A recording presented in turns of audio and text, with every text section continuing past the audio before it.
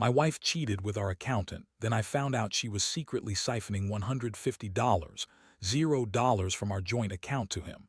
Now we're in court over who gets the house and the money, and I just discovered she teamed up with her brother to cover the whole thing up. Hello everyone. Dear listeners, please share your thoughts in the comments section below. And don't forget to like, share, and subscribe. Now, let's begin the video. Using a throwaway for obvious reasons, with certain specifics modified to preserve anonymity. I never thought I'd find myself in a situation like this, but here I am, trying to make sense of everything that's happened. Honestly, the most shocking part wasn't just that my wife, Lisa, was cheating on me.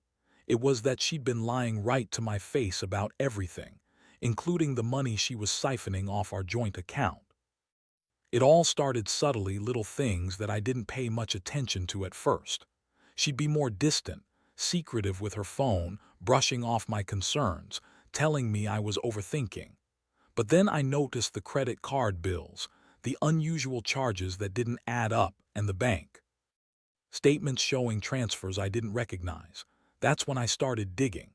Lisa has always been the kind of person who acts like she's the queen of the world, bitchy, sharp-tongued, quick to dismiss any criticism. She's the type who can lie through her teeth and make you doubt your own eyes. I remember one night, I was going through our finances, trying to get a grip on our expenses, when I saw a transfer of $50, $0 to an account I didn't recognize. My stomach dropped. I called the bank and they confirmed it was a transfer from our joint account to someone named Michael, who I later found out was our accountant. The thing is, I'd never even met this guy, but Lisa had been going to him for months, supposedly just for some tax advice. The next day, I decided to confront her. I asked Lisa about the money, trying to keep my voice steady, but inside I was boiling. She looked at me, her eyes narrow, and said, "You're imagining things. It's probably just some mistake. You're paranoid." That's her favorite line, gaslighting me like I'm the crazy one. She insisted she'd never cheat, that I was just insecure, that I was accusing her of something terrible without proof. But I had the proof. I'd seen the bank statement myself, and I wasn't about to let her dismiss it so easily. Things got worse from there. I started noticing her phone always buzzing, her hiding her messages, and her sudden trips out of town that she wouldn't explain. She'd come back with that fake innocent look, acting like I was overreacting. But I was. I knew something was really wrong. And then I found out she'd been secretly siphoning money, about $150, $0 over the past year, into that same account, funneling it to Michael, our supposed accountant. That was the point I realized this was no longer just about infidelity. It was about betrayal on every level: trust, money, loyalty. I felt like my world was collapsing. I dedicated so many years, built a life with her, and now I was staring at a mountain of lies. The worst part was knowing she'd lied to me every step of the way, that she'd been manipulating the situation to cover her tracks. She told me she loved me, that she was committed. Meanwhile, she was secretly working with her brother, Mark, to hide everything. I found emails where they discussed how to keep me in the dark, how to make sure I never found out the full scope of what they'd done. That was the moment I realized I'd been played for a fool. I felt a mixture of rage, heartbreak, and helplessness. It's one thing to suspect your wife is cheating, but when you find out she's been stealing from you, siphoning off your hard-earned savings, it's a whole different level of betrayal. I started questioning everything: our marriage, her promises, the future I thought we had. I never thought she'd be capable of this kind of deception, especially not with someone like Michael, who I later learned was a close family friend, and Mark, her brother, who'd been helping her cover the track. I wasn't just betrayed romantically. I was betrayed financially and personally. The shock hit me hard. I remember sitting alone in the dark, staring at the wall, trying to process what I'd just uncovered. I kept asking myself how I missed all the signs, how I didn't see it coming. How could she lie so effortlessly? The woman I thought I knew, the woman I loved, was nothing like the person I thought she was. It's a bitter pill to swallow, realizing that the woman who once told me she loved me was secretly working with her brother to cover up a massive scam, one that's now landed us in court over the house, the money, everything. And I know this is just the beginning. The real storm is still coming. After I found out about the siphoning, everything changed. I was furious, of course, but there was also this deep sinking feeling, like I'd been punched in the gut and then kicked when I was down. I kept replaying everything in my head, her lies, her fake tears, her innocent act when I confronted her. The betrayal cut so deep I couldn't even find the words to describe it. All I could do was sit there, trying to breathe through the rage and heartbreak. I knew I had to act fast, but I also had to be smart about it. I couldn't just explode and make things worse. I needed a plan. First thing I did was dig into our bank accounts and emails. I wanted hard proof, more than just the initial bank statements. I hired a private investigator, not that I really wanted to, but I needed to see if there was more she wasn't telling me. It didn't take long for him to come back with some shocking news. Lisa had been meeting with Michael, our accountant, at strange hours and not just for tax advice. They'd been meeting in hotels, at her brother Mark's house, even in her car late at night. The Pi caught photos of her entering a hotel with Michael, her hand on his leg, her face flushed. The evidence was undeniable now. This wasn't just an affair. It was a full-blown secret relationship, and she was using it to funnel money. I was stunned. The realization that she'd been lying about everything, her fidelity, her honesty, her intentions, made me feel sick. But what really set me off was the extent of the financial betrayal. $150, $0 gone just like that. That's a small fortune, and she'd been secretly lining her pockets with it, all while pretending to be the perfect wife. I knew I had to do something drastic. I wasn't going to let her get away with it. I started thinking about how to turn the tables, how to make her regret every lie, every betrayal. The next step was confronting her again, but this time I was prepared. I told her I knew everything about her affair, her secret siphoning, her collusion with her brother. Her reaction was priceless. She looked stunned at first, then angry, then dismissive. She said I was paranoid, that I was accusing her of things she didn't do, that I was just jealous and insecure. She kept crying, calling me crazy, saying I was ruining everything. But I wasn't buying her act anymore. I had the proof and I was ready to use it. That confrontation marked a turning point. I told her I was going to take legal action and I was going to expose everything. I wanted her out of the house and I wanted that money back. I also warned her that I had teamed up with a lawyer to get to the bottom of this mess. Her reaction was even more bitchy. She yelled, called me names, accused me of trying to ruin her life. Her face twisted with rage and she spat. "You think you're so smart, don't you? You're just an insecure little man who can't handle a real woman." That was the moment I realized she wasn't going down without a fight, but I was done playing nice. Emotionally, I was all over the place. One minute I was furious, the next I was devastated. I felt like I'd lost my best friend, my partner, the person I trusted most. I kept asking myself how she could do this, how she could lie so effortlessly, steal so much, and then act like the victim when I found out. It was full of feelings, and honestly, I felt like I was losing my mind. But beneath all that, I knew I had to be strong. I had to focus on getting justice, on protecting what was mine. That meant legal action, gathering evidence, and making sure she couldn't manipulate her way out of this. The more I uncovered, the angrier I got. I started questioning everything. Was our entire marriage a lie? Was I just a paycheck to her? Did she ever really love me, or was I just a convenient target for her schemes? It hurts to admit it, but I'm pretty sure she was never truly invested. She was just playing her part, pretending to be the perfect wife. While secretly working with her brother to cover her tracks, I found out they'd been planning this for months, maybe longer. Every time she told me she loved me, she was just feeding me lies to keep me quiet. Now, I'm sitting here in the middle of a legal battle, trying to figure out what's next. I've cut her out of my life as much as I can, but the damage is done. I have to fight to get our house, our savings, everything back from her and her brother. The fight isn't over yet, but I've made up my mind. I won't let her get away with this. I want her to face the consequences of her actions, and I want to reclaim what's mine. I don't know what the future holds, but I do know I'll never trust her again. And honestly, I don't think I want to. Once I had all the evidence, I knew I had to act fast. Sitting around and letting her spin her lies wasn't going to fix anything. I contacted a lawyer first thing, someone who specializes in both divorce and financial crimes. I laid out everything I knew, showed him the bank statements, the emails, the pictures from the pie. I wanted to make sure I was covered because I could see her starting to panic.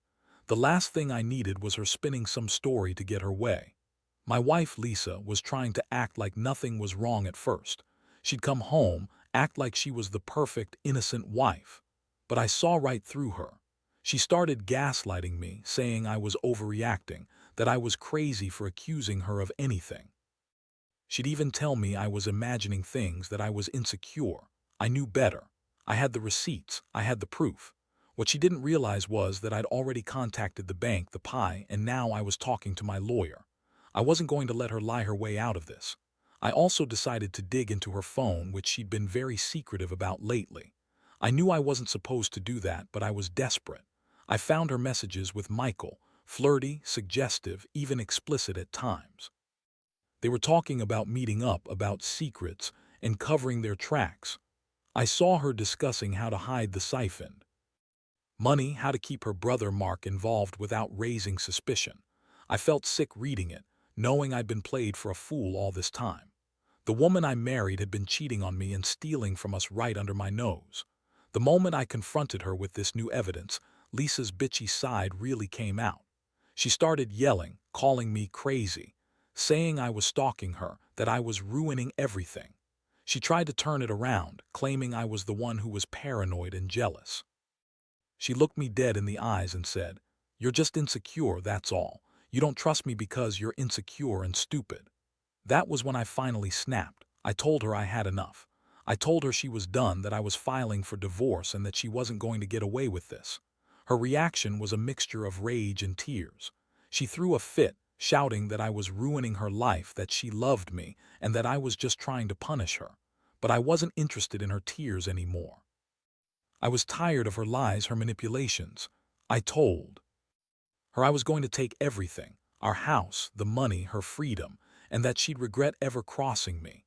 I also told her I had proof of her collusion with her brother Mark to cover up the siphoning.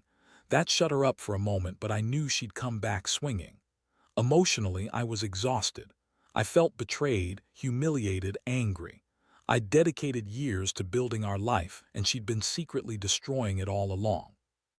It was like waking up from a nightmare, only this nightmare was real, and it was worse than I ever imagined. I kept asking myself how I missed all the signs, how I didn't see that she was capable of such deception. I felt like I'd been a fool, a sucker for trusting someone I loved so much. But I also knew I couldn't let her win. Not this time. I started to think about what I needed to do next. I had to protect myself legally, get a restraining order if necessary, and prepare for the court battle ahead. I also wanted to make sure that I was financially protected, getting a clear picture of all our assets, ensuring I'd have a say in what happens. To the house and the money. I realized that I'd been by her lies, but I wasn't going down without a fight. I'd been betrayed on every level, romantically, financially, emotionally, and I was determined to come out of this with some dignity intact. It's funny how quickly your entire world can turn upside down. One day, I was just a regular guy, working, taking care of my family, believing I had a partner for life. The next, I was staring at evidence of a conspiracy that involved not just her cheating, but her stealing from us and colluding with her own brother.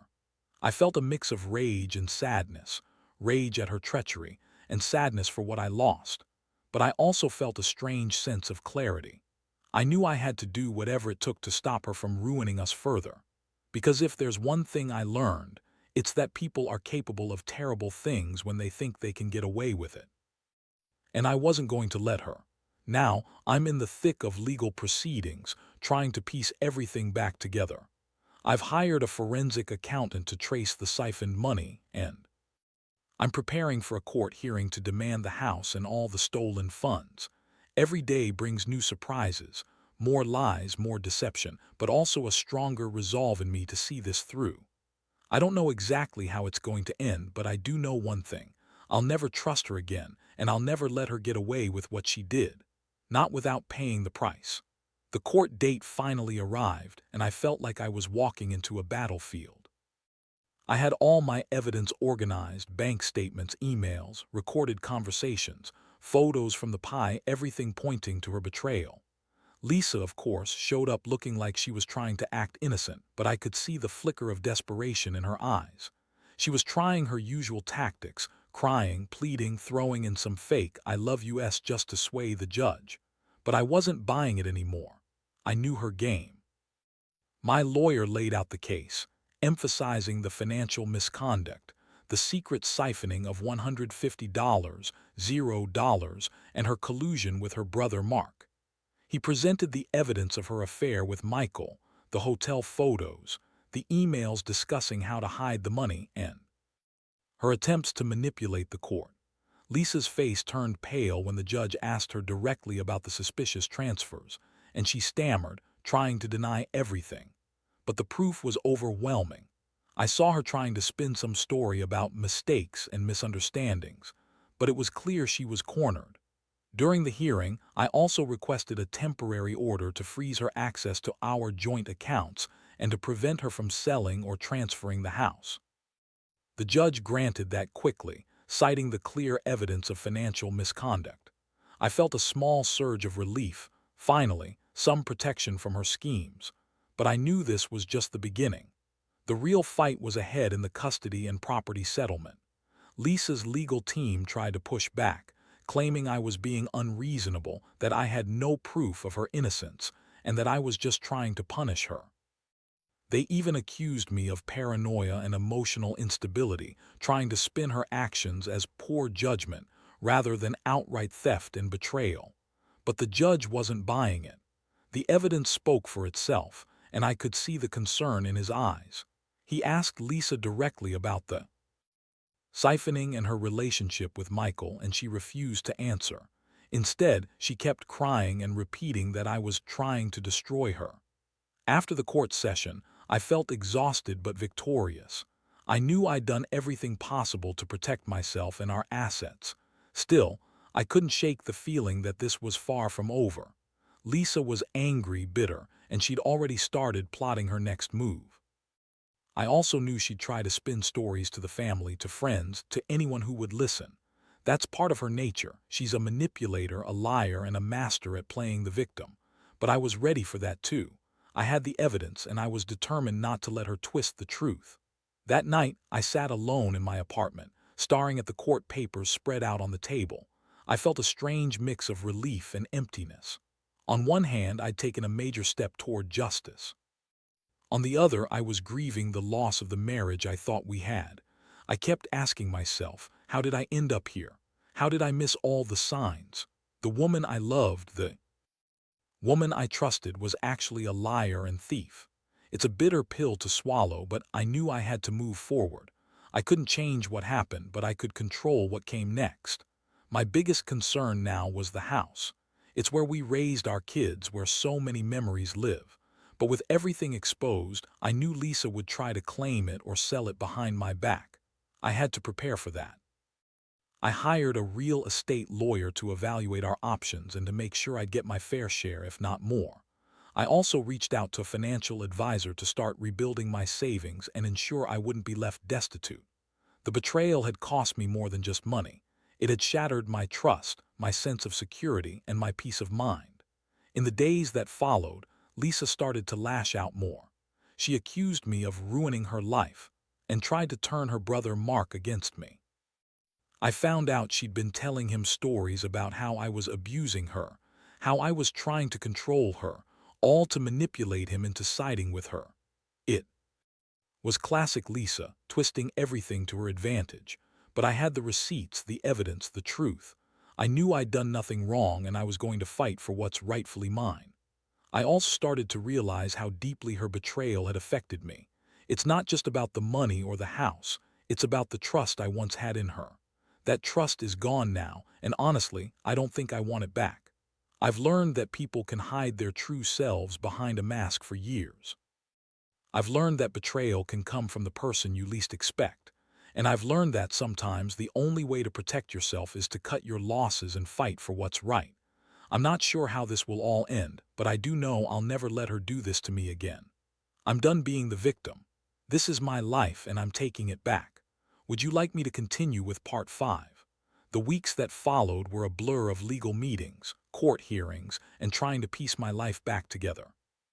I spent countless hours reviewing every detail of our finances, making sure I had every shred of evidence to keep her from manipulating the system. I also hired a forensic accountant to dig even deeper into the siphon money, because I knew Lisa and her brother Mark weren't done trying to cover their tracks. Every day felt like walking a tightrope, unsure of what surprise was waiting around the corner. Lisa, meanwhile, was escalating her manipulations. She'd call me crying, begging for another chance, claiming she was sorry and that she'd change. But I wasn't falling for it. I knew her game now. She'd throw tears, blame me for everything, and spin stories to anyone who would listen, trying to paint herself as the victim, as if I was the one at fault. But I had the evidence, and I made sure everyone knew the truth. Her lies were starting to unravel, and I could see the cracks in her. One day, I got a call from my lawyer that shook me to my core. The judge had granted a preliminary injunction, freezing all her assets, including the house, and preventing her from selling or transferring anything without my consent. That was a huge win.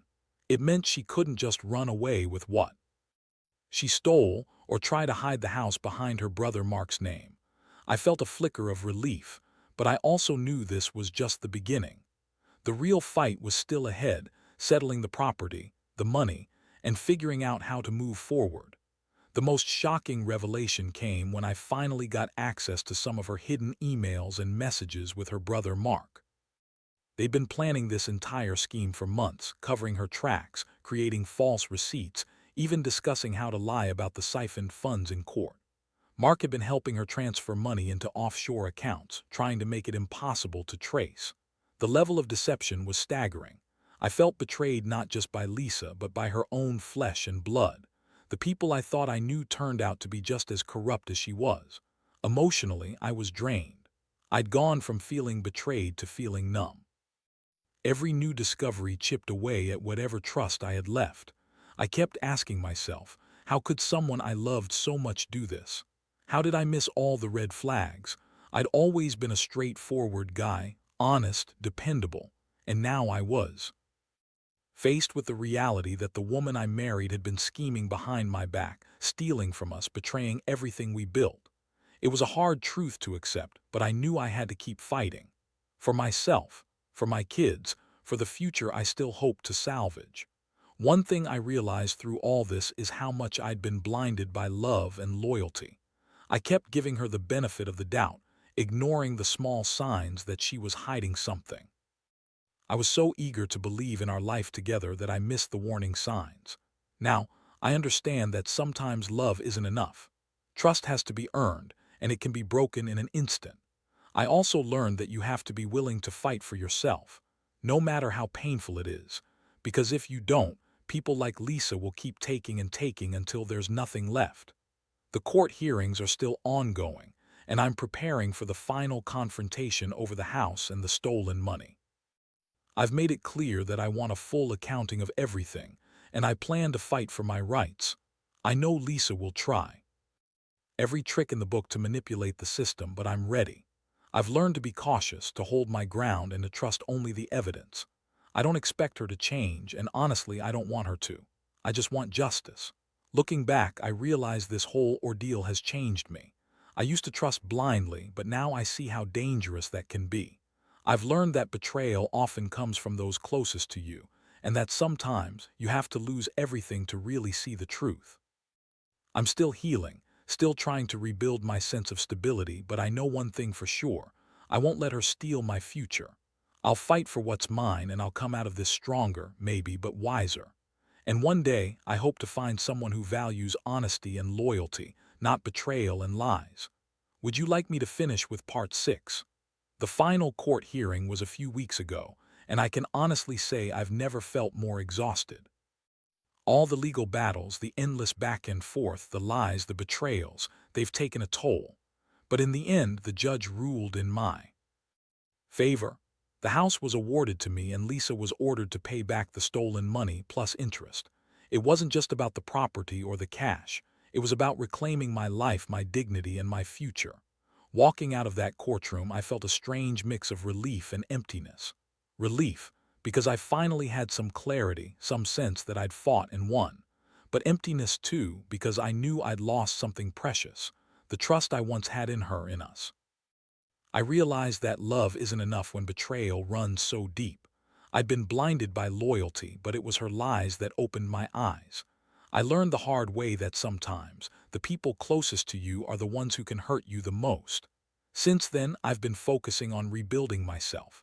I've started therapy to work through the emotional damage, and I've been spending more time with my kids. They're my anchor. They remind me of what truly matters. I've also thrown myself into work, not just as a distraction but as a way to regain control. It's been a slow process, but I'm getting there. I've also set some boundaries. No more blind trust. No more ignoring red flags. I want to be smarter, stronger, more cautious. Looking back, I see now that I was too trusting, too eager to believe the best in her. But I also see that I was naive. Betrayal like hers, especially on this scale, can destroy you if you let it. But I refuse to let it define me. I've learned that standing up for yourself, even when it's hard, is the only way to survive. I've learned that honesty and integrity matter more than anything else, and that you can't build a real future on lies. I hope someone reading this who's going through something similar takes away one thing: trust is fragile. It's something you earn every day, not something you give freely. And if you find yourself betrayed, remember that you're stronger than you think. You can fight for justice, for your dignity, for your peace of mind. It won't be easy and it might take time, but you can come out the other side. I did. As for me, I've realized that life is unpredictable. Sometimes people surprise you, sometimes with betrayal, sometimes with kindness. I've decided to focus on the latter. I want to surround myself with honest, genuine people who value loyalty. I want to rebuild what I lost, not just material things, but trust in myself and others. And maybe someday I'll find a relationship built on truth, not lies. For now, I'm taking it one day at a time. I've learned that resilience isn't about never falling, it's about getting back up every time you do. And that's what I intend to do. No more secrets, no more betrayal, just honesty, integrity, and a fresh start. That's all I can ask for. And honestly, that's more than enough.